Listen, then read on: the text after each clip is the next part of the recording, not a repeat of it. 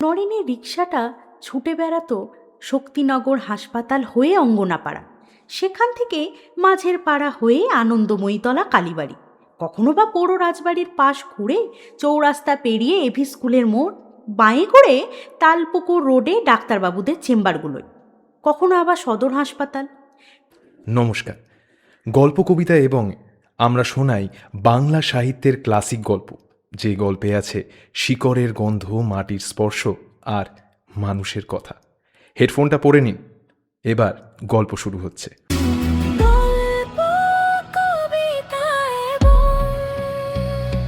যেখানে গল্প শুনে সকাল 8টা। কৃষ্ণনগর রেল স্টেশনে মাইকের ঘোষণা শোনা যাচ্ছে। খানিক বাদে শিয়ালদাহগামী ভাগীরথী এক্সপ্রেস হনহন করে ছুটে এসে দাঁড়াবে 1 নম্বর প্ল্যাটফর্মে। তার পিছন পিছন আবার লালগোলা প্যাসেঞ্জার, সেটাও শিয়ালদাহগামী। ট্রেন ঢুকে পড়লে স্টেশনে হুড়োহুড়ি লেগে যায়। অফিস টাইম, নরেন জানে সেসব। নিত্যদিনের মতো তাই সে তার লজ্জরে রিকশাটা নিয়ে দাঁড়িয়ে আছে স্টেশনের মুখে, একেবারে মূল গেটের সামনে। এই সময়টাতে 2-1টা প্যাসেঞ্জারও পাই, কপাল যদি সাথ দেয়। আগে তো খুবই প্যাসেঞ্জার পেত, কি সকাল কি দুপুর কি বিকাল নরেনের হাঁকডাক লেগেই থাকতো। ইদানিং ওর মন্দা চলছে, এখন আর কেউ রিকশাতে চাপতেই চায় না। টোটোর বাজার, তারপর ওর আবার লজ্জরে রিকশা, প্যাসেঞ্জারের পছন্দ হয় না। নরেনের শরীরে পুরুষালী নেই, রিকশাটার মতোই নুইয়ে পড়েছে। তবু শরীরের শক্তি কমলেও মনের জোরে চলে সে। আগে তো এমন ছিল না নরেন, লোহার মতো শক্ত ছিল। তখনও রিকশাটাও ছিল বেশ মজবুত, হাতির মতো খাটাতে পারত। এখনকার মতো স্টেশনের মুখে এসে হাঁ করে চেয়ে থাকতে হতো না চাতক পাখির মতো। প্যাসেঞ্জারের লাইন লেগে যেত, কাড়াকাড়ি পড়ে যেত। নরেন হনহন করে ছুটত, প্যাডেলের চাপ মেরে প্যাসেঞ্জারের তাগিদ মতো। অফিসের তারা, বাবুরা বাড়ি থেকে দেরি করে বেরিয়ে যত তাড়াহুড়ো তার কাছে। নরেন, একটু ট্রেনে যাস তো, আগের ট্রেনটা ধরতে পারিনি। লালগোলায় কেউ ওঠে?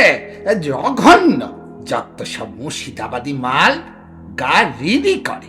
সিটে বসবো কি, বমি আসে, সারা ট্রেন দুর্গন্ধ।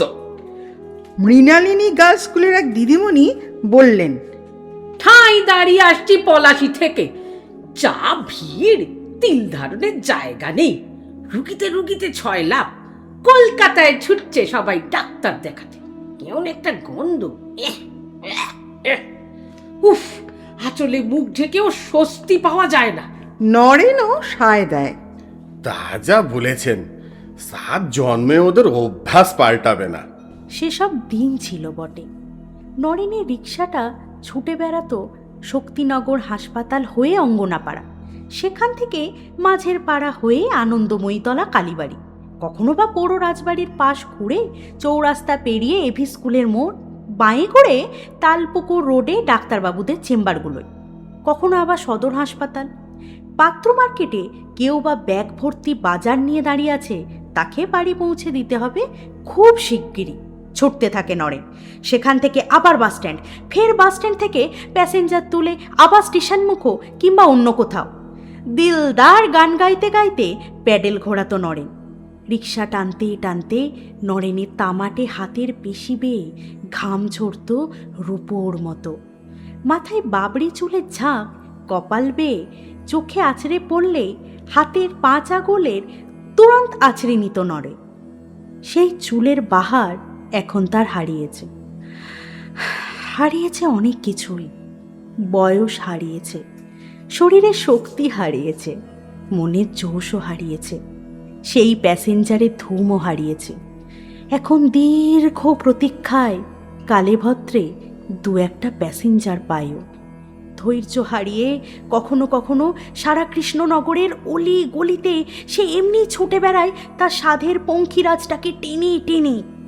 প্যাসেঞ্জারের খোঁজে হয়রান হয়, তবুও ছোটে, ছুটতে ছুটতে ঘুরে ফিরে আবারও সেই স্টেশন। প্যাসেঞ্জারের খোঁজে হয়রান হয়, তবুও ছোটে, ছুটতে ছুটতে ঘুরে ফিরে আবারও সেই স্টেশন। এখানে তাকে আসতেই হয়, কেননা বাতাসি আসে যে, বাতাসি তার বউ। বাড়ি বাড়ি কাজ করে উপার্জন করে, ওর কদরেই টিকে আছে নরেন। যেমন বলে তেমন চলতে হয়। খুব সকালে রিকশায় চাপিয়ে রেল স্টেশনে পৌঁছে দিতে হয় বাতাসিকে। পানের দোকানদারও তৈরি থাকে। বাতাসি মুখে একটা জর্দা পান পুড়ে হাওয়া খেতে খেতে চলে যায় ফার্স্ট প্যাসেঞ্জার ধরে। তারপর নরেনের স্বস্তি। ঢোকে চায়ের দোকানে, 1 কাপ চা আর একটা বিস্কুট খায় আয়েশ করে। এ তার বহু দিনের অভ্যেস। তারপর আমেজ করে একটা বিড়ি ধরিয়ে রিকশা এসে বসে। পান চিবানো ওর অভ্যাসে নেই। বাতাসির কথায় 2-1 পান মুখে পুড়ে দেখেছে। জিভ জড়িয়ে আসে, কথা বলতে গেলে বাঁধো বাঁধো থাকে। তার চেয়ে বরং ঢকঢক করে মদ গেলাতে আপত্তি নেই ওর। মনে পড়তেই ছুকছুক করে ওঠে নরেনের মনটা। রিকশার সিটের তলায় একটা চোলাই রাখা আছে, হাফ মতো। তৎক্ষণাৎ বের করে 1 ঢোক গলায় ঢেলে নিল। আজ আর প্যাসেঞ্জারের আশা নেই। লালগোলা চলে গেছে বহুক্ষণ, তবুও অপেক্ষা করতে হবে। সূর্যটা মাথার উপর গনগন করছে। স্টেশনের ঘড়িতে 1টা প্রায়। পেটে টান ধরেছে। বাতাসি না ফেরা পর্যন্ত বাড়ি ফেরা যাবে না কিছুতেই। বাড়ি তো নয়, যেন বস্তির এক কোণা। বাড়ি একটা ছিল বটে বাপের আমলে, চিত্রমন্দির সিনেমা হলের ঠিক পিছনে। বাপেরও বাপের বাড়ি। সেই বাড়ি তার বাপ বেচে দিয়েছে দিদিটার বিয়ে দিতে গিয়ে। সব বেচেছে, ঝুড়ি ঝুড়ি কাঁসার বাসন, নরেনের মায়ের গহনা। বেচতে পারেনি শুধু এই রিকশাটা। নরেন তখন বড় হয়েছে। রিকশাটাকে টেনে টেনে বেড়াতে তার ভালোই লাগতো। তার বাপ চিত্রমন্দিরে টিকিট ব্ল্যাক করত। শুধু কি চিত্রমন্দির, কৃষ্ণনগরে 3-4টে সিনেমা হল, সঙ্গীতা, মিমি, বনফুল। বনফুলটা অবশ্য অনেক আগেই বন্ধ হয়ে গেছিল। কবে নাকি একটা মার্ডার হয়েছিল সিনেমা হলের ভিতরে। লোকে বলা বলি করে, শোনা কথা। সেসব এখন অতীত। এখন তো সব হলগুলোই বন্ধ। সঙ্গীতাটা তবুও খুঁড়িয়ে খুঁড়িয়ে চলে মাঝে মধ্যে, নরেনের মতো। সারাদিনে 2-1টা শো, কোনোদিন বা হয়ই না। মিমিও বন্ধ। চিত্রমন্দির তো ভেঙে গুড়িয়ে দিয়েছে কারা। ওখানে নাকি শপিং মল হবে। ওই চিত্রমন্দিরের টিকিট ব্ল্যাক করেই নরেনের বাপ রিকশাটা কিনেছিল। নরেনের সাধের পঙ্খিরাজ, ওইটাই সম্বল। বাপ তার কবেই মরে গেছে, মাও তাই। এখন বাতাসি আসে, আর তার বাপের কেনা এই রিকশাটা। তবু এতদিন তো আগলে রেখেছে নরেন। রিকশাটা লড়ছড় হয়েছে বটে, তবে দম আছে এখনো। আগে মাঝে মাঝে রিপেয়ার করে নিত, এখন রোজগার কমে যাওয়ায় সব দিন পেরে ওঠে না। খুটখাট কিছু খারাপ হলে স্টেশনের কাছে হাবুলের সাইকেলের দোকানে গিয়ে একটু দেখিয়ে নেয়। আবার কখনো সাইলেন্সারটা চেয়ে নিয়ে নিজেই নাট বল্টুগুলো টাইট দেয়। এ যে তার বাপের কেনা পঙ্খিরাজ। যৌবনে সে নরেনকে খুব দিয়েছে, বাতাসিকে তো ওই দিয়েছে। নরেনের তখন গড়াপেটা শরীর, উঠতে যৌবন, তার রিকশাটার মতোই। মাথা ভর্তি বাবড়ি চুল, কপালে ঝুলে পড়া চুলে হালকা তামাটে কালার করা। প্যাসেঞ্জার চাপিয়ে চুলে ফুরফুরে হাওয়া খাইয়ে ছোটাই পঙ্খিরাজকে। তা দেখে একদিন বাতাসের চমক লাগে।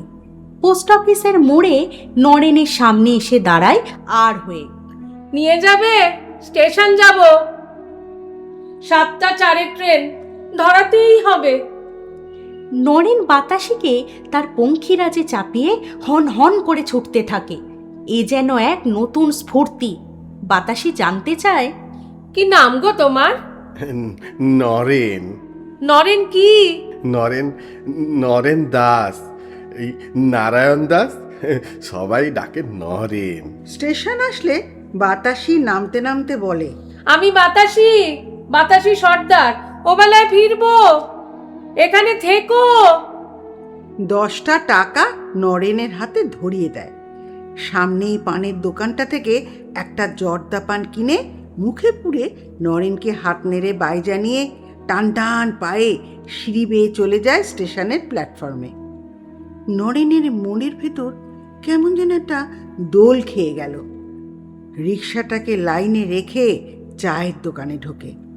জগে রাখা জল ঢকঢক করে গেলে বুকটা ভিজে শীতল হয়।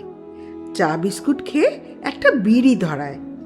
শুকটানে ধোয়া কুণ্ডলি পাকিয়ে পাকিয়ে নরেনের মাথার চারপাশে ঘুরপাক খায়।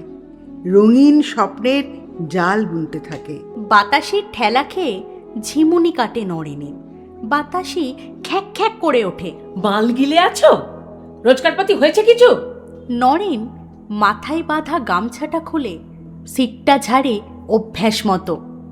বাতাসি উঠে বসলে নরেন রিকশাটা টানতে থাকে মুখ বুজে। বাতাসি ফের জিজ্ঞেস করে, কি হলো কি? উত্তর দিলে না যে? কিসের উত্তর? রোজগারপাতি কিছু হয়েছে নাকি? না। নরেন বিরক্তি বোধ করে। এত লোকের হয়, তোমারই হয় না নাকি? যা হয় মদ গিলে পড়ে থাকো, আমি তো বাঁধি আছি, খেটে মরি। নরেনের রাগ হয়। প্রতিদিন এক কথা, আর ভাল লাগে না।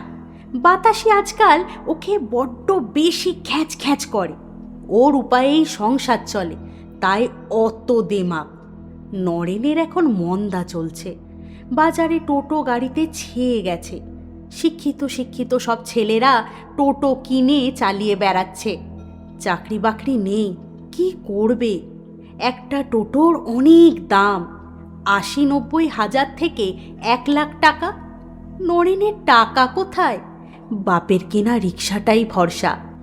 এতদিন তো এতেই চলেছে। গজ গজ করে রিকশা টেনে চলে নরেন। বাতাসেও যে বোঝে না তা নয়। আগে এই রিকশাটার কত কদর ছিল, নরেনেরও কদর ছিল। যুগটা পাল্টে গেল হঠাৎ করে। টোটো গাড়িতে প্যাসেঞ্জারের সুবিধা হয়, চট করে অলি গলি যেখানে সেখানে যেতে পারে। অফিস যাত্রীরা দল বেঁধে চাপতে পারে। নরেনের রিকশাটাকে এখন আর তাদের পছন্দ হয় না। বেহাতি, সেকেলে বলে মনে হয়। পুরনোকে ঝেড়ে ফেলে নতুনের জয়গান। কিন্তু তাই বলে নরেন তার পুরনো রিকশাটাকে ঝেড়ে ফেলতে পারে না। তার যে যৌবনের সঙ্গী এটা। খৌনিশ পার্কের মুখে আসতেই হঠাৎ ফটাস করে একটা বিকট আওয়াজ হলে বাতাসে চমকে ওঠে। কি হলো? নরেনের বুকটা ছ্যাঁক করে ওঠে। ওবেলায় একটু বেশি হাওয়া দিয়েছিল পিছনের চাকাটায়। কমজোরি ছিল, দুপুরে রোদ খেয়ে খেয়ে মোটা হয়ে ফুলে এই বিপত্তি। আসার সময় নরেন খেয়াল করেনি। নরেন তড়িঘড়ি রিকশা থেকে নেমে পিছনের চাকাটার দিকে তাকায়। বাতাসি ঝাঁঝিয়ে ওঠে। দেখে রাখতে পারোনি? নরেন পকেট হাতড়ায়। পকেট তো ফাঁকা। বাতাসি মুখ জামটায়। থাকবে কি করে? মদ গিলে পড়ে থাকো, তাতেই হবে? সংসার তো চালাতে হয় না। পরক্ষণেই কি মনে করে একটু নরম হয় বাতাসি। বলি, ক টাকা লাগবে এখন শুনি? নরেন মাথা নিচু করে পিছনের চাকাটায় হাত বুলোতে বুলোতে বলে, 50 টাকা। বুকের ভাঁজের রাখা ছোট্ট মানিব্যাগটা বের করে বাতাসি। 50টা টাকা গুনে গুনে দেয় নরেনের হাতে। বাতাসি! হাঁক শুনে বাতাসি ঘাড় ঘুরিয়ে পিছন ফিরে দেখে একটা টোটো সাই সাই করে ছুটছে। বাতাসি হাত তুলতে টোটোটা থেমে যায়। বাতাসি নরেনকে বলে, শোনো, চাকাটা সারাওকে যাও, আমি চললাম। বাতাসি পা চালিয়ে টোটো চালকের পাশে গিয়ে বসতেই সাই সাই করে ছুটে চলে গেল টোটোটা। বাতাসি চলে গেল। বাতাসের কাণ্ড দেখে নরেনের পা থেকে মাথা পর্যন্ত দপ করে জ্বলে উঠল। আজ একটা হেস্তনেস্ত করেই ছাড়বে। বাতাসের বারবারন্ত অনেক সহ্য করেছে সে। রিকশাটাকে টানতে টানতে এগিয়ে নিয়ে চলল নরেন। রেলগেটটা পার হলেই ওপারে নিজামুদ্দিনের ভাঙড়িখানা। নিজামুদ্দিন অনেকবারই চেয়েছিল নরেনের রিকশাটাকে, ভালো দামও দিত, কিন্তু নরেনই এতদিন দিতে চায়নি। বাপের স্মৃতি, যৌবনের সঙ্গী তার, কিন্তু আজ তাকে দিয়েই দেবে, যা হয় হবে। মনস্থ করে এগোতে থাকে। মাথাটা বিগড়ে গেছে নরেনের। রিকশাটাকে হিঁচড়ে টেনে রেল লাইনের উপর দিয়ে নিয়ে যেতে গিয়ে আর পারছি না। কিভাবে রেল লাইনের ফাঁকে আটকে গেছে পঙ্খিরাজের চাকাটা। ভীষণ চটে যায় নরেন। তবে রে, সিটের তলা থেকে চোলাইয়ের বোতলটা বের করে যেটুক ছিল ঢক ঢক করে গলায় ঢেলে নিল এক নিঃশ্বাসে। তারপর বোতলটাকে টান মেরে ফেলে দিল পাশের ঝোপে। দাঁত মুখ খিচিয়ে রেল লাইনে আটকে পড়া চাকাটাকে টেনে তোলার জন্য খুব চেষ্টা করতে লাগলো, কিন্তু কিছুতেই পেরে উঠছে না। হাঁপিয়ে উঠেছে নরেন। দু চোখ তার রক্ত জবার মতো লাল হয়ে উঠেছে। বেজায় চটেছে সে। রিকশাটাকে খুব করে গাল দিতে থাকে। হারামজাদা, ভীমরতি ভীমরতি হয়েছে ভীমরতি, চল চল তোকে দিয়ে আসে জমের বাড়ি। আটকে থাকা চাকাটায় কাঁধ বাঁধিয়ে দু হাতের পেশিতে জোর খাটায় খুব করে। সারা শরীর ভিজে জবজব হয়ে গেল নোনা ঘামে। তবুও দম ছাড়ে না নরেন।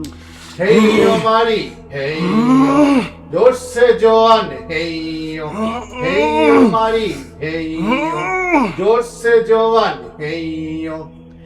আশপাশ থেকে কেউ কেউ সুর তোলে।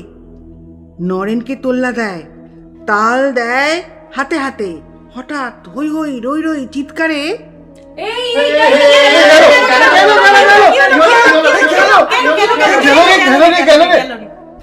রেলের হুইসেলের আওয়াজ বাতাসে ভাসতে থাকলো। কোনো কিছুতেই নরেনের কর্ণপাত হয় না। আচমকা কেউ যেন নরেনকে হ্যাচকা টানে রেল লাইনের এক পাশে এনে ফেললো জবরদস্তি।